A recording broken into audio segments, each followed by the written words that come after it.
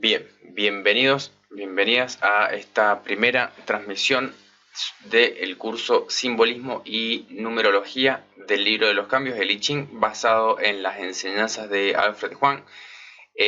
Lo que vamos a estar haciendo a través de este curso es ir estudiando este texto. El nombre del texto original es Numerología del I Ching, pero podríamos ser un poco más precisos, hablar bastante de simbolismo, si bien simbolismo y numerología son conceptos que están relacionados. La idea, lo que hace Alfred Huang en este libro es tratar de darnos herramientas para entender mejor la relación entre cada uno de los componentes del I Ching, entre los hexagramas que lo componen, entre sus relaciones internas, los símbolos a partir de los cuales podemos aprender a interpretarlo. Una de las consultas que me habían hecho era si íbamos a aprender a interpretarlo. Pues sí, mientras más uno tenga conocimiento de los símbolos, más fácil van a ser entonces hacer las lecturas e interpretaciones que uno obtenga de las consultas. Y también hay bastantes elementos de numerología, es decir, análisis de relaciones numéricas entre los componentes del I Ching. Yo les recomiendo también que tengan como texto de base la versión de Alfred Huang de el I Ching. Yo hice esta traducción publicada el año pasado, por ahí pueden conseguir ustedes la versión original en inglés, y si no, me escriben y les digo cómo acceder a la versión en español. Bien, entonces la dinámica de las clases va a ser una clase semanal. Para los que estén suscriptos a la biblioteca van a tener acceso a la traducción parcial hasta el momento en que quizá la complete del libro de Alfred Huang de Simbolismo y Numerología, que va a ser el material de estudio, y también van a poder participar de las clases en vivo y hacer preguntas. Sería como una suerte de acceso VIP, con la posibilidad de hacer interpretación de lecturas. Si ustedes tienen lecturas al I Ching que quieran consultar e interpretar, lo pueden hacer de forma incluida en la participación de este curso. Nos van a servir como ejemplos de trabajo, y si no, también podemos hacer alguna sesión privada después de la clase.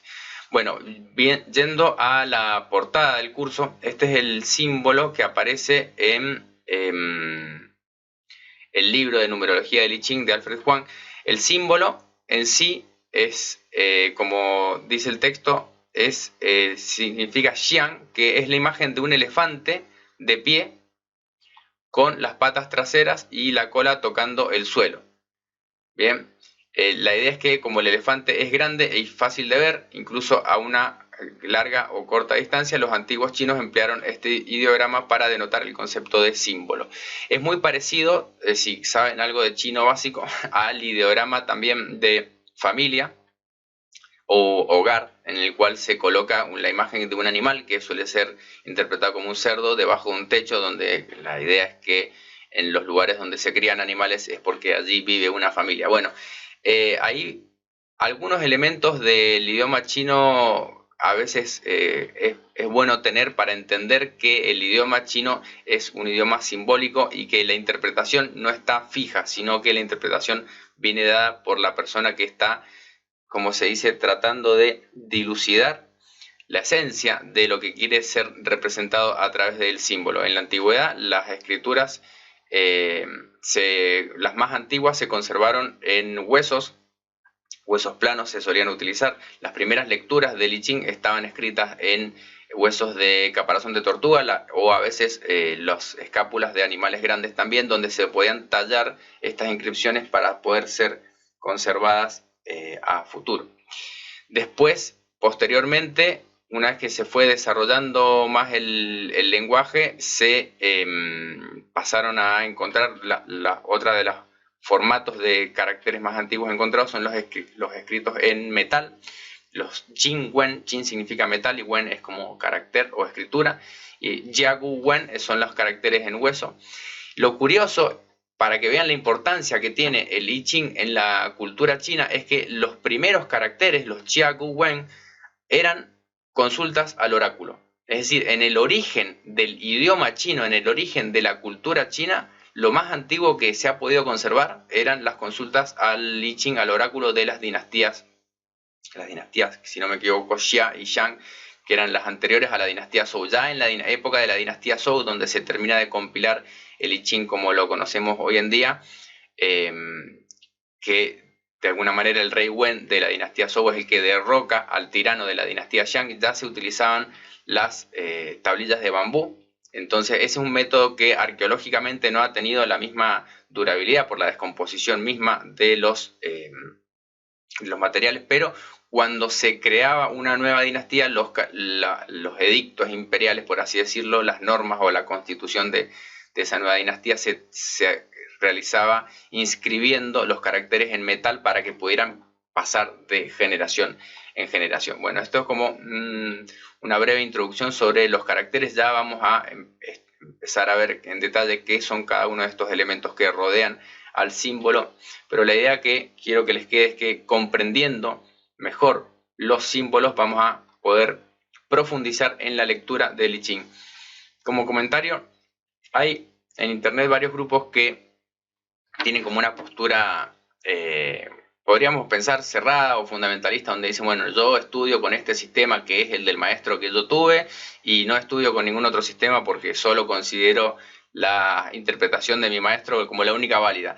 No está mal tener valor por el propio maestro. Siempre todos los maestros que uno tiene están inscriptos en algún tipo de linaje, es decir, han sido enseñados por alguien. Cada tanto aparecen desarrollos nuevos. De hecho, hay muchos desarrollos que se ha estudiado, que se han ido incorporando posteriormente al I Ching. Por ejemplo, toda la teoría de los 5 elementos es posterior al origen de la creación de los 8 trigramas. Y eso se sabe que es así. Pero, sin embargo, hoy en día se utiliza la teoría de 5 elementos y se asocia con los 8 trigramas. Entonces, yo les diría que traten de mantener una mente abierta para poder recibir de distintas fuentes y luego quedarse con lo que les resulte más valioso y descartar lo que no les aporte mucho valor. Hay muchas versiones del I Ching que quizá no les vayan a aportar claridad. La idea es que con esto es sumar herramientas para entender cómo utilizar el libro de los cambios, que no solamente se puede utilizar como material de estudio, como se utiliza a veces de análisis, como herramienta de análisis tipo oráculo, lo que a veces se llama adivinación, sino más bien también como una herramienta de sabiduría de la cual podemos extraer significados sin necesariamente entrar en lo que son las consultas al I Ching por alguno de los métodos. Ya vamos a ver métodos de consulta, habían consultado por métodos de cartas, de monedas. Hay distintas formas de obtener un hexagrama. Vamos a hablar un poco de eso también. Bien, después si tienen alguna pregunta o comentario lo pueden ir dejando por ahí y lo trataremos de responder. Entonces, hablando sobre la numerología del I Ching, lo primero que vamos a hablar va a ser acerca de los 8 trigramas. El I Ching es un libro de símbolos principalmente. Ya en las versiones más antiguas había una condensación muy grande de significado por la dificultad misma de poder escribir. No solamente el idioma chino ya condensa mucho significado en cada uno de sus caracteres, sino que a veces el espacio, las herramientas eran muy reducidas. No es como ahora, que tenemos abundancia de materiales y métodos para multiplicar nuestros caracteres y almacenarlos. En la antigüedad, como les decía, había un espacio reducido en un hueso plano o en alguna inscripción en una tablilla de bambú o en inscribir en metal según la duración y la importancia que fuera a tener. Entonces cada símbolo tenía que ser capaz de condensar mucho significado. Antes de que se convirtiera en un libro de lenguaje escrito, el I Ching existía solo en forma de símbolos y los símbolos siguen siendo la clave para una verdadera comprensión del mismo. Bien, entonces tenemos que pensarlo como el símbolo como una instancia quizá anterior al lenguaje. El símbolo contiene una imagen que transmite significado, que transmite información. La forma tiene información y eso va antes incluso que el lenguaje. Entonces también cuando estemos trabajando con el I Ching, esta característica va a hacer que la información que obtengamos del mismo no va a venir de procesos necesariamente lógico-racionales de hemisferio izquierdo, podríamos decir en términos más modernos, sino que también va a venir a través de esa comprensión que viene de la observación directa del símbolo o de la imagen. Los símbolos se muestran mediante los gua. Los gua significa algo que cuelga, de ahí viene la palabra bagua. También, o los ocho símbolos que cuelgan. Gua puede hacer referencia tanto a un trigrama, que trigrama significa 3 líneas compuestas por líneas enteras y partidas, o también a un hexagrama, como vamos a ver posteriormente. Entonces, cualquiera de las dos interpretaciones de Gua es algún símbolo que se colgaba, por ejemplo, en algún lugar. Comúnmente, esto lo pueden ver ustedes en la cultura china, incluso moderna también, en las entradas de las casas, en los templos, en los comercios, hay símbolos que cuelgan. Eso es un Gua, bien, que significa colgar. Y se ubicaban en esos lugares porque el símbolo también se asume que tiene una energía característica. Por ejemplo, en algunas tradiciones espirituales hay símbolos o talismanes que se colocan porque traen una buena fortuna para poder evitar la desgracia. O sea, el símbolo en sí tiene una energía que en esta mitología de la China antigua tenía una energía que está operando por sí misma, más allá de que lo podamos comprender o no.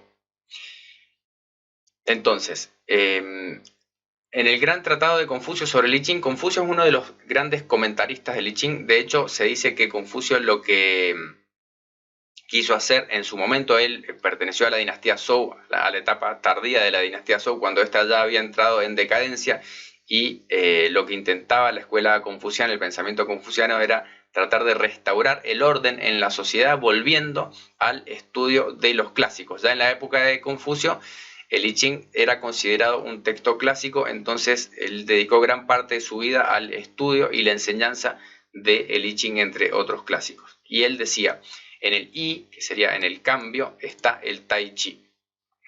El I es del I Ching, significa el cambio o transformación. El Tai Chi viene de las dos energías primarias. Tai Chi es lo que conocemos a veces como el símbolo de Yin y Yang. Tai significa algo grande y Chi se puede traducir como fundamento. A veces es el nombre que se le da, por ejemplo, al poste central que sostiene el techo de una casa. Es aquello que sostiene toda la manifestación, es el Tai Chi. ¿Y qué significa el Tai Chi? Es la dualidad o la división de las dos energías primarias, que son el Yin y el Yang. Entonces, del Tai Chi vienen todas las demás manifestaciones. De la separación del Yin y Yang vienen a aparecer todos los otros símbolos que primero van a ser dos, toda la dualidad, todo lo que podemos clasificar en pares de opuestos como Yin y Yang, frío, calor, noche y día, brillante y oscuro, etcétera. Todo lo que podamos pensar que tiene un atributo y que ese atributo además tiene un atributo opuesto y complementario, eso lo podemos pensar como una división Yin y Yang, que eso está en la base de la cultura china, está en el I Ching, está en la medicina china, está en el Feng Shui, está en distintas manifestaciones. Y estas energías primarias son las que surgen al principio. Se dice que al principio no había nada, era un estado de Wu Yi, donde no había manifestación, y luego aparece el universo manifestado a través de la polaridad. Entonces todo es polar o todo es dual. Los 4 símbolos primarios van a generar, es decir, cuando dividimos el Yin y el Yang, estos a su vez se van subdividiendo. Cuando vamos agregando más Yin o más Yang, van a tener los 4 símbolos primarios y estos van a generar los 8 por un proceso de multiplicación hasta obtener el Bagua. Bien, entonces esa era la frase que había en el gran tratado de Confucio. No había una ilustración en el tratado original, pero posteriormente se agregan estos símbolos generados a partir del Tai Chi. El Tai Chi, esto significa esta división, lo que conocemos como símbolo de Yin y Yang, es el Tai Chi Tu, que es el diagrama del Yin y el Yang, a través del cual se genera la primera división.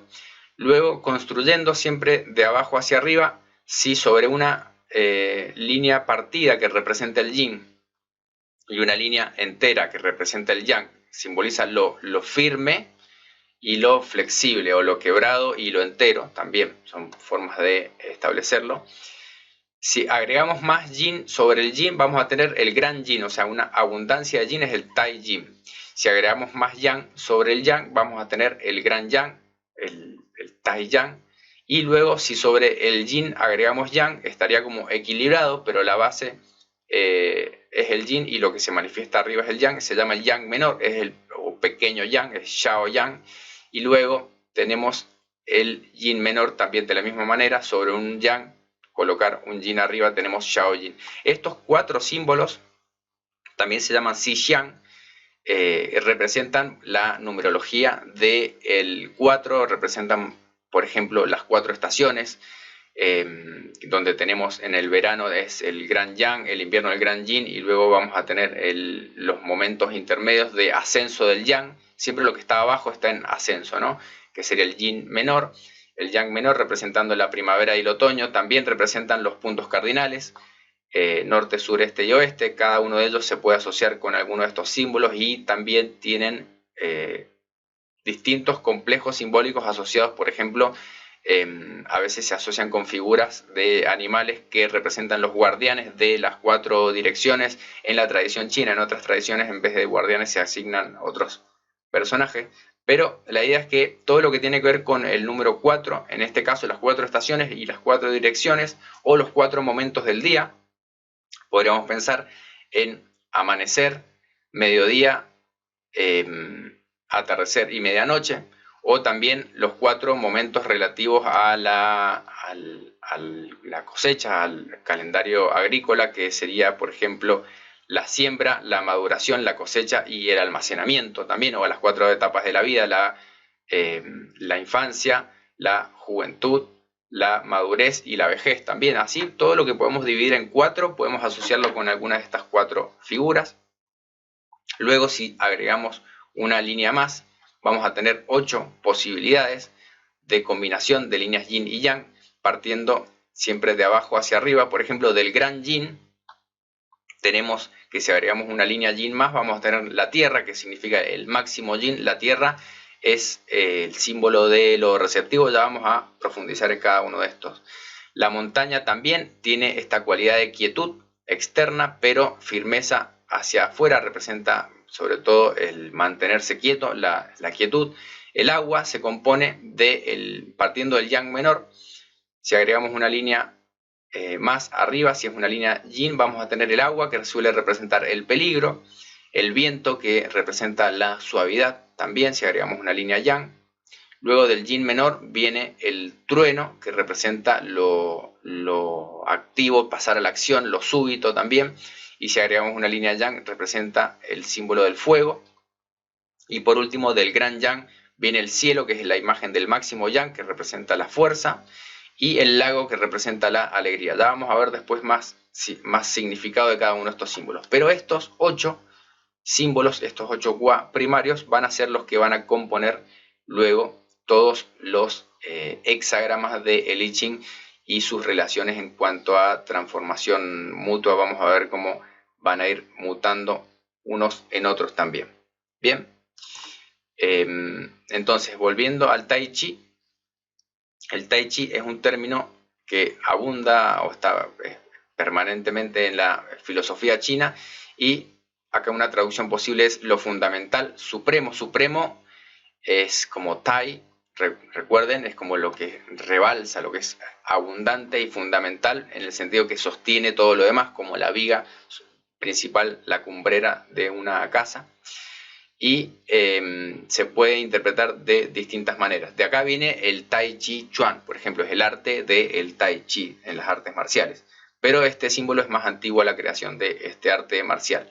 Y está indicando lo fundamental, implica la base sobre la cual se construye todo, y también lo máximo en el sentido de lo más alto de algo. Tiene como esas dos interpretaciones posibles. Bien, en la cosmología o cosmogonía también antigua china, antes de la creación no había nada, era el vacío fundamental, era el Wu Ji, que se representa a veces con el círculo vacío también en algunas tradiciones. De este estado de nada se crea el Tai Chi y aparece entonces la manifestación o la dualidad. El Tai Chi, entonces, la primera manifestación que surge del Wu Ji es la división entre la no existencia o la insustancialidad, como se puede ver a veces, y la sustancialidad o la existencia. siempre que aparece algo, podemos pensar en la no aparición de ese algo. Entonces siempre va a estar la dualidad, la polaridad presente. Ese es el Tai Chi. Cuando aparece algo ya hay una diferenciación en dos energías, a las cuales una les vamos a asociar entonces el yin y el yang. Esto es como la luz y la oscuridad. Si tenemos un estado de total oscuridad, no podemos diferenciar nada, pero cuando aparece la luz, no solamente aparece la luz, sino aparece la distinción entre lo claro y lo oscuro. Bien. Cuando están en quietud se integran en el Tai Chi, es decir, se armonizan. Cuando están en movimiento se diferencian las dos energías, yin y yang. También yin y yang se dice que en el símbolo del carácter de para yin o para yang representa el lado oscuro y el lado soleado de una montaña. A mí me parece simpática esta interpretación porque lo que es el lado soleado de una montaña al amanecer, por ejemplo, durante el atardecer se va a transformar en el lado sombrío. Es decir, que yin y yang están en constante intercambio y transformación. Entonces, después de que el Tai Chi se diferenció en dos energías primarias, aparecieron el cielo y la tierra, como el máximo yang y el máximo yin, sería la máxima fuerza, la firmeza. El cielo representa no solamente el cielo, la bóveda celeste, el cielo estrellado, sino el cosmos, el mecanismo celestial que mantiene la creación activa. Eso es lo que cuando hablamos de cielo estamos hablando, por así decirlo, del funcionamiento del universo manifestado también, de todas esas leyes cósmicas que están ahí presentes. Por eso representan lo firme o lo fuerte, porque está siempre presente a donde sea que vayamos. Y la tierra también representa lo que nos sostiene, es como una imagen también de receptividad de máximo yin, como una madre que nos nutre y nos alimenta. Luego aparecen el sol y la luna también como manifestaciones yin y yang, el sol siendo yang y la luna siendo yin, y los otros elementos de la naturaleza como las tormentas eléctricas y el viento van apareciendo y van siendo simbolizadas con estos trigramas.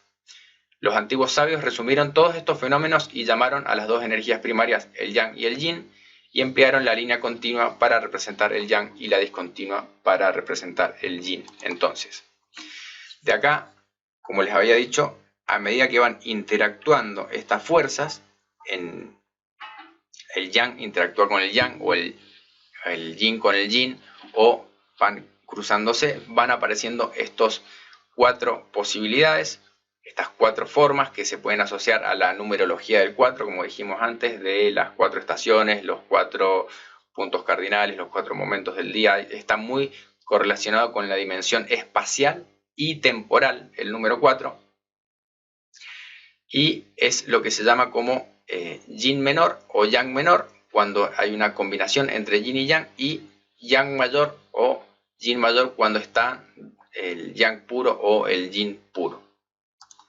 Bien, a partir de acá se van a generar los 8 trigramas. Siempre vamos construyendo desde abajo hacia arriba, y ahí vamos a tener los 8 trigramas primarios, que son los que estábamos hablando. Esto es, siempre que querramos construir algo, necesitamos construir la base primero. Entonces, los hexagramas se construyen de abajo hacia arriba. Los trigramas también se construyen de abajo hacia arriba. Y siempre la línea de abajo se dice que está al inicio de algo. Por ejemplo, si vamos al hexagrama trueno, la línea yang entera está al inicio del trigrama, y la tercera línea, la tercera posición, está arriba o también al final. Entonces no solamente es el orden de construcción, sino también me indica el orden del movimiento. Por eso el trueno, si vamos a este ejemplo, se relaciona con el movimiento, con pasar a la acción, y la montaña también se asocia con el mantenerse quieto, porque ya el yang llegó hasta el final, y una vez que llega al final ya no puede seguir avanzando. Por eso montaña significa mantenerse quieto en ese sentido, y trueno significa pasar a la acción. O sea, el trueno tiene como el camino despejado. También las líneas yin representan un espacio abierto, mientras que la montaña ya llegó al final del movimiento. Entonces, dentro de un trigrama hay un movimiento que va de abajo hacia arriba, y lo podemos interpretar también de esa manera. Bien, está bien la pregunta. O sea, Cuando vayamos a la pregunta del porqué de las cosas, es muchas veces por convención y tradición que se hacen de una determinada manera. Pero hay un significado también en eso que se puede extraer. Entonces, ¿cómo es que se van creando los trigramas a partir de los símbolos primarios? Pensamos en el cielo y la tierra como los grandes generadores, ¿no? Como el cielo podría ser una figura, si queremos, masculina o yang, o el padre, y la tierra como femenina, yin o la madre. Entonces se dice que el cielo le da un yang a la tierra, por ejemplo, y genera el trueno. Entonces el trueno en la primera posición es el hijo mayor, es el primer hijo también. Luego el cielo vuelve a dar otro yang a la tierra y genera el agua. El agua es el hijo del medio y por último el cielo le da un yang a la tierra en la tercera posición y genera la montaña. Entonces todos los trigramas que tienen una sola línea yang van a ser los hijos con naturaleza masculina del cielo y la tierra, porque cuando hay uno que es diferente a los otros dos, ese es como el que marca el signo. Bien, entonces así es como se van construyendo en esto obviamente es mitología, estamos asociando significado a los símbolos sobre cómo es la creación, pero lo importante acá que tenemos que tener en vista es que se van a ir construyendo en este orden desde el yin y yang, vamos a ir sumando líneas yin y líneas yang y cada una de esas combinaciones va a tener un significado. Bien, entonces, de la misma manera, cuando la tierra le da un yin al cielo, van a aparecer las hijas, sería entonces la hija mayor va a ser el viento, que tiene un yin abajo, porque en orden cronológico la posición de abajo viene primero. La hija del medio va a ser el fuego, que tiene un yin en el centro, y la hija menor, que es la última, va a ser el lago, que tiene un yin arriba. Vemos como en la construcción también lo que está abajo va primero y lo que está arriba va al final. Vuelve a aparecer esta idea de orden cronológico y también eso tiene importancia en la interpretación del I Ching. Ya cuando esto lo pasemos a los hexagramas, vamos a ver que cada una de las posiciones también tiene un significado en sí mismo dentro del hexagrama que se compone de la combinación de los dos trigramas. Entonces, cada uno de estos trigramas tiene un nombre en particular. El cielo es Qian, el lago es Tuei, el fuego es Li, el trueno es Chen, el viento es Shun, el agua es Kan, la montaña es Ken o Gen, y la tierra es Kun. Estos nombres son nombres de los trigramas, no es el nombre, no es la palabra china para cada uno de estos, porque por ejemplo la palabra china para cielo es Tian, que es parecido a Qian, pero no es lo mismo. La palabra china para agua es Shui, como el Feng Shui, pero el trigrama se llama Kan. Bien, la palabra china para viento es Feng, pero el trigrama se llama Shun. La palabra para tierra es Di, pero el trigrama es Kun. Y la palabra para montaña es Shan, pero el trigrama se llama Gen. Y la palabra para fuego es Huo, pero el trigrama es Li. Es decir, tenemos que entender que el nombre del trigrama no es lo mismo que el símbolo que está representando. Es una entidad por separado y se recomienda a los estudiantes de I Ching que se relacionen con el símbolo por su nombre propio. Algunas escuelas incluso les dan entidad propia, como si cada uno de estos trigramas fuera una suerte de representación casi antropomórfica, como si fuera una conciencia en sí mismo. Yo lo pienso más como una suerte de estado o fase, como cuando pensamos en los distintos estados de la materia, parecido a la teoría de los 5 elementos en la medicina china, donde cada energía tiene sus características, como su propia personalidad, podríamos pensarlo. Entonces, tratar de conocer a cada uno de los trigramas es una forma también de relacionarse con el I Ching que me va a permitir acceder al símbolo de forma más directa. Bien, entonces, según un antiguo verso que se transmitía con el propósito de animar a los estudiantes a reconocer y memorizar el Pagua, o sea, los 8 trigramas primarios, se dice Qian, el cielo iniciador, tiene 3 líneas continuas. Kun, la tierra que responde, tiene 3 líneas partidas. Zen, el trueno que despierta, es como una copa en posición vertical. Recuerden, es una línea abajo y líneas partidas hacia afuera. La línea partida también simboliza vacío en el centro. Entonces simboliza como una copa que está abierta hacia arriba. Ken, la montaña estable, es como un cuenco invertido. Es la misma figura del trueno, pero dada vuelta. Entonces queda como si fuera ese cuenco invertido. Tui, el lago alegre, tiene la parte superior abierta porque son 2 líneas yang abajo y la línea de arriba es una línea partida, significa que está abierto arriba. Sun, el viento penetrante, es esa imagen dada vuelta, tiene la parte inferior partida o abierta. Kan, el agua, que simboliza el peligro, es firme en el centro. Y Li, el fuego que se aferra, está desconectado en el medio. O sea, el fuego es hueco en el medio y el agua es llena en el medio. Eso es como un verso antiguo para recordar cómo eran los trigramas. Recuerden que había mucho de transmisión oral antes de la abundancia de la transmisión escrita y por eso habían estas reglas mnemotécnicas. Entonces, estos 8 trigramas van a ser lo que se dice la materia prima de los 64 hexagramas, o sea, lo que sería cuando yo los voy combinando, se forman lo que es un hexagrama, que son como si fueran los capítulos, por así decirlo, del I Ching. Reconocer sus imágenes y comprender su significado ayuda mucho a percibir las revelaciones del I Ching. Cada uno de estos va a tener sus propios atributos y los podemos utilizar para interpretar. Vamos a ver después en las distintas posiciones que ocupan. Por ejemplo, el trigrama que esté abajo va a representar el aspecto interior de una situación. Muchas veces puede estar representando la actitud del sujeto que está consultando, y el trigrama superior que se coloca arriba va a representar la situación externa o la actitud hacia afuera que se está representando. Los 8 nombres de los trigramas no representan los objetos mencionados en sus nombres, o sea, el nombre no es lo nombrado, sino que tienen como nombres propios que se asocian con la tierra, la montaña, el agua, etc. Estrictamente hablando, estos 8 objetos son simplemente símbolos empleados para ilustrar las 8 energías primarias que interactúan en el universo. Bien, ahora vamos a ir a estudiar cada uno de estos símbolos por sí mismo. No sé si tienen alguna pregunta o comentario hasta acá. Pueden hacerlo, y si no, más adelante y después la responderemos. Entonces, yendo al primero de ellos, el cielo.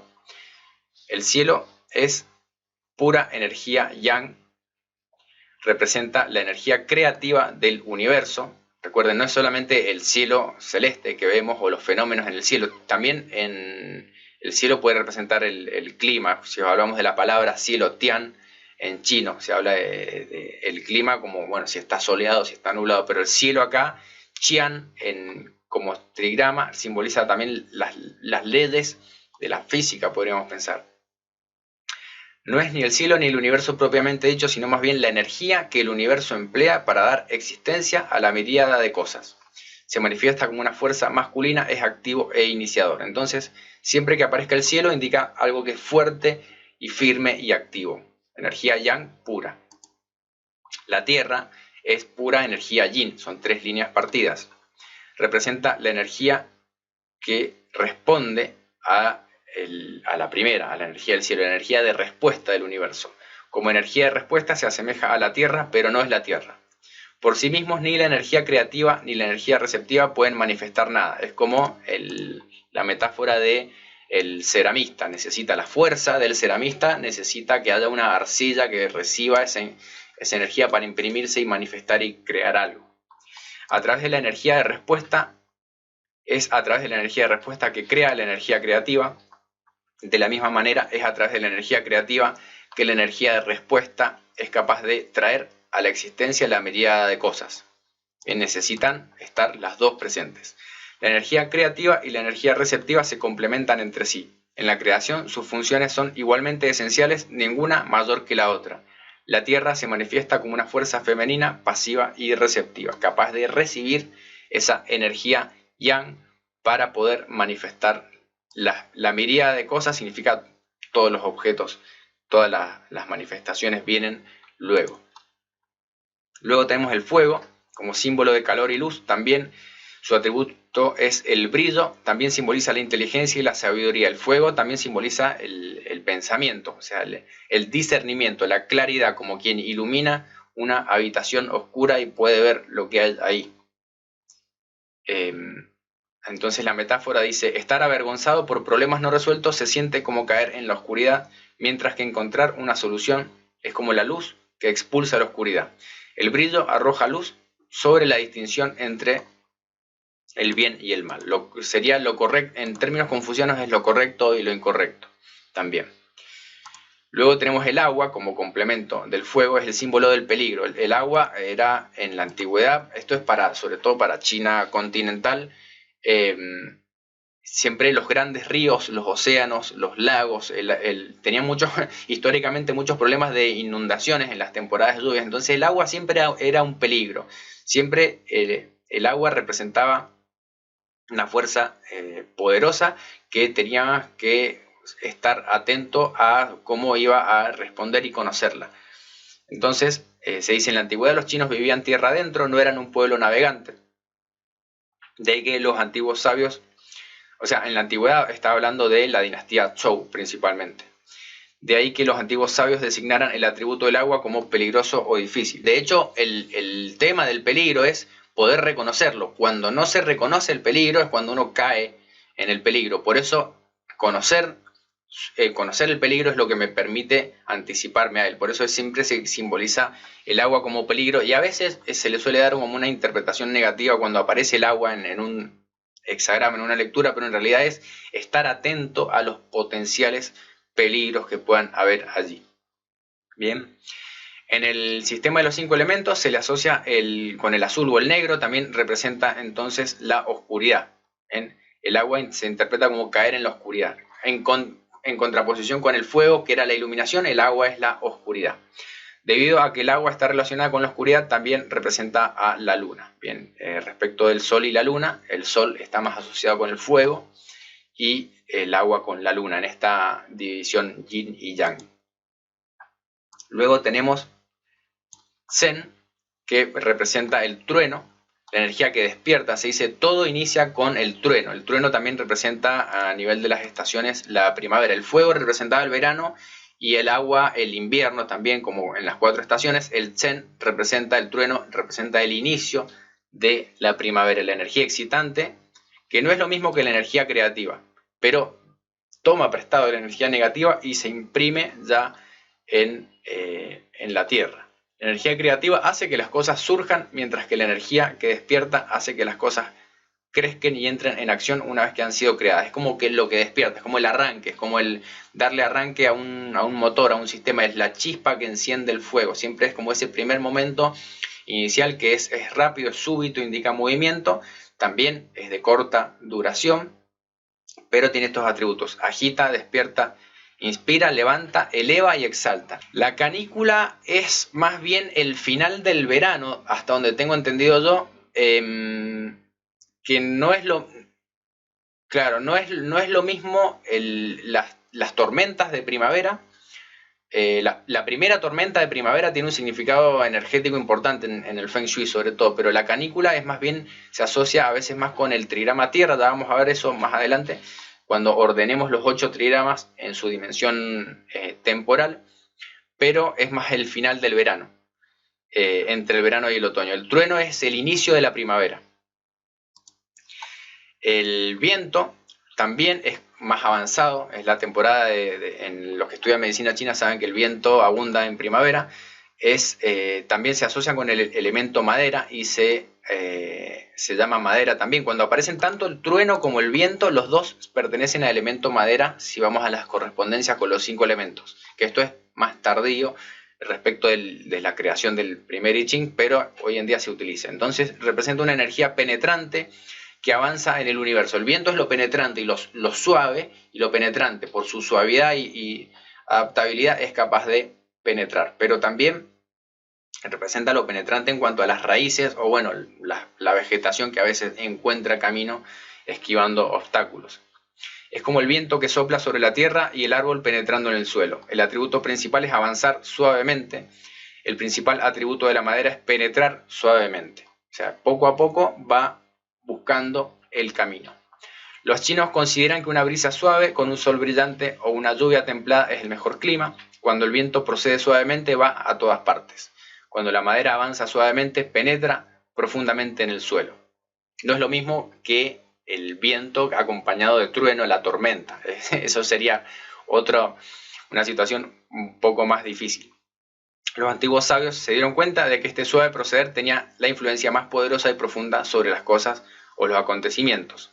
Nunca viola, por lo tanto es fácilmente aceptado. Es decir, está esta idea de que lo suave puede generar una influencia a largo plazo, mientras que lo que va con fuerza y rompe puede generar disrupción y entonces también genera rechazo. Para que algo sea aceptado, la idea es el atributo de la suavidad. Esa es una de las virtudes que siempre aconseja el I Ching poder desarrollar. Luego tenemos la montaña, que representa la energía calmante del universo, el complemento de la energía que despierta. Como decíamos, era el trueno. Cuando lo damos vuelta queda entonces la montaña, llega al final del movimiento en el trigrama y es la detención. Impide que las cosas crezcan o avancen una vez que han comenzado. La montaña siempre simboliza como un punto fijo, una referencia, algo que no se mueve. Bien, calma las cosas, las detiene, las mantiene dentro de los límites o incluso hace que impida el movimiento. También a veces la montaña simboliza la quietud como actitud, puede ser interna, como una actitud en meditación. También una quietud interna es no verse alterado internamente, o una quietud externa es no actuar. Cuando la montaña está hacia afuera, a veces en el I Ching vamos a ver que aparecen frases como no actuar. Bien. Y por último, el lago Tuey representa la energía estimulante, también se traduce como lo alegre. Irradia alegría y entusiasmo para estimular el crecimiento. Está simbolizando, recuerden, la hija menor también. En chino, Tuey tiene una variedad de significados. Originalmente significaba hablar con alegría. Las versiones occidentales del I Ching lo traducen como lago, pero en realidad era un depósito de agua. Puede ser un pantano o un campo de arroz. También está el concepto de humedal. Es donde el agua se estanca durante un periodo de tiempo. A veces en los humedales está todo el año presente, a veces por temporada, pero es básicamente lo que permite la agricultura, el cultivo. Para que haya cultivo, para que haya agricultura, necesitamos que haya agua. El arroz es el principal alimento básico de la vida de los chinos y por lo tanto se asocia con la alegría. Por eso el lago es lo alegre también. Donde hay alimento, hay alegría. Bien. Bueno, estos son entonces algunos de los atributos de los 8 trigramas. No sé si tienen alguna pregunta o comentario de lo que hemos visto hasta acá en esta primera clase. Yo voy a responder algunas preguntas que me habían hecho. Mientras tanto, también recuerden, pueden traer sus lecturas al I Ching si saben cómo hacerlo y han obtenido un hexagrama y necesitan ayuda en la interpretación. Una de las preguntas que me habían hecho era ¿cómo obtener un hexagrama? Bien, eso pregunta básica siempre, empezando por el principio. A cada una de estas 4 posibilidades que tenemos de las líneas enteras o partidas, le podemos asociar un valor numérico. Entonces a la línea entera, por ejemplo, se le asigna el valor de 7, que es un número yang. Vamos a ver, los números impares van a tener una correspondencia con el yang y los números pares con el yin. Y a la línea partida se le asigna el valor 8. Bien, ahora bien, cuando el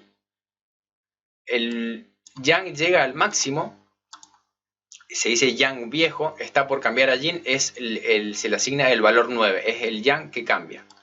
Y de esta manera, de la misma manera, el yin que cambia es el número 6, el máximo yin sería el número 6.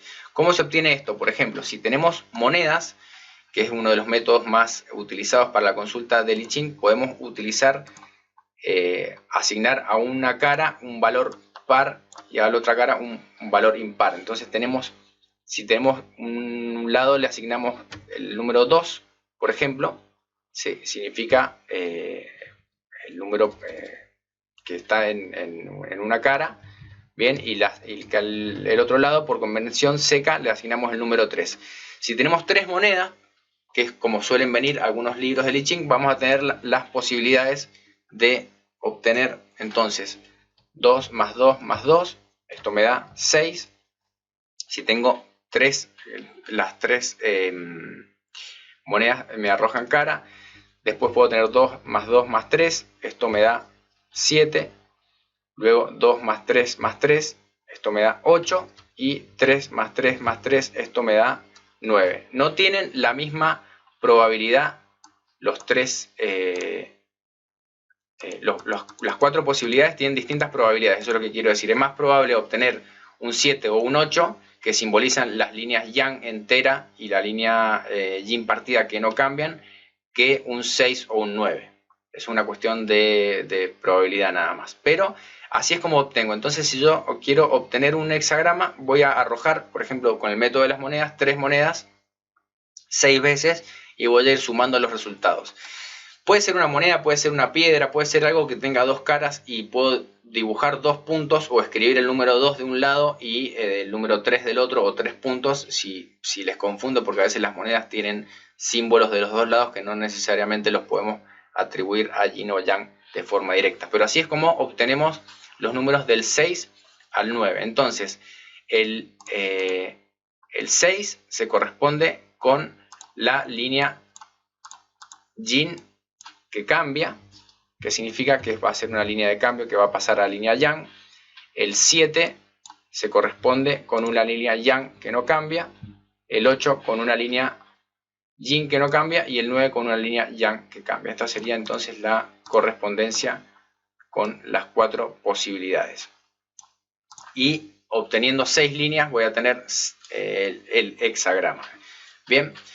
Después hay otros métodos de lectura, por ejemplo, hay métodos está el clásico método con varillas de Millenrama, que es más complejo, no lo vamos a ver en este curso, ya tengo otros videos que hablan sobre el método de las varillas. A mí personalmente el método de las varillas no me gusta, no solamente porque toma más tiempo, lo cual no sería en sí un problema, sino porque probabilísticamente tiene un sesgo hacia el yang, o sea, es más probable obtener una línea de cambio yang que una línea de cambio yin, y para mí lo podríamos tomar como que dentro de la misma ley de I Ching el yang tiene una naturaleza más cambiante que el yin, sería una interpretación posible, pero personalmente me gusta más la idea de que las probabilidades estén más equilibradas. Entonces el método de las monedas es el segundo más popular, pero hay otros métodos, por ejemplo, hay métodos que utilizan distintos sistemas. Uno que suele ser popular son juegos de cartas de I Ching. Yo he visto varios.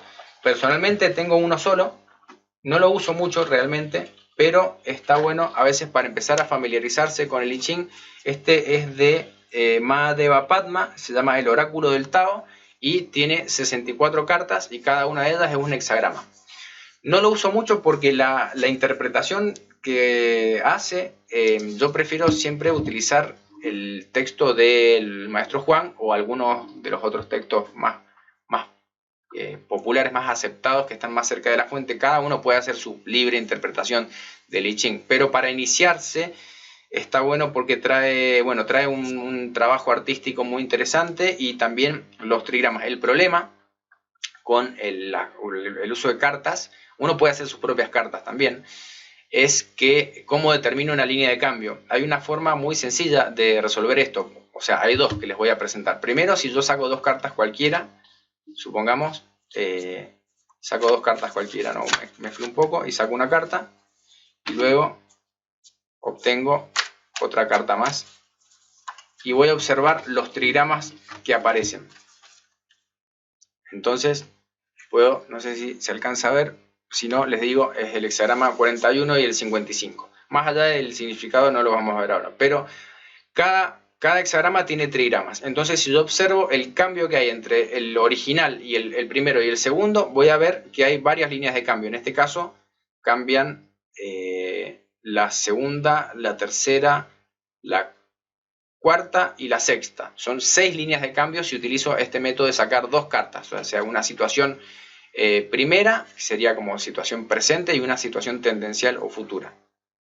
Pero eso puede ser un problema porque mientras más líneas de cambio tengo, más complejo es el análisis.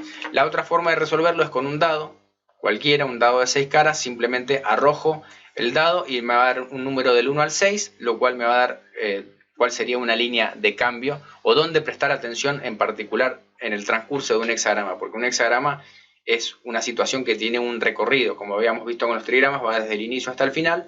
Entonces no es lo mismo la primera línea que la última, que cualquiera de las del medio. Esa sería una forma rápida de resolverlo. El método de las monedas particularmente tiene la posibilidad de que puede arrojar ninguna línea de cambio, una línea de cambio o varias líneas de cambio. Entonces tiene más posibilidades. Me puede dar hexagramas lo que se llaman estáticos, en donde no hay líneas de cambio, o hexagramas con muchas líneas de cambio, que son situaciones más complejas. Pero si utilizamos el dado, estamos forzando a que ocurra una línea de cambio, lo mismo que si utilizamos cartas u otros métodos. Por eso para mí mi método preferido es el método de las monedas. Pero también para hacer lecturas más rápidas hay otros métodos. Por ejemplo, con unos dados octogonales se podría generar un hexagrama con una sola tirada. Si le sumo un dado, tiro los dos dados octogonales y el dado de 6 caras y ya obtengo en una sola tirada un hexagrama muy rápido. Depende de la situación. Hay veces que uno tiene más tiempo para elaborar una consulta y hay veces que uno no lo tiene. Entonces, esa es la recomendación que les doy. Siempre, si pueden, vayan al método de las monedas. Si les gusta otro método, bueno, usen el que les gusta. Pero para mí ese es el mejor. Bueno, no sé si tienen alguna otra consulta o comentario. Este es el contenido que tenía preparado para esta primera clase.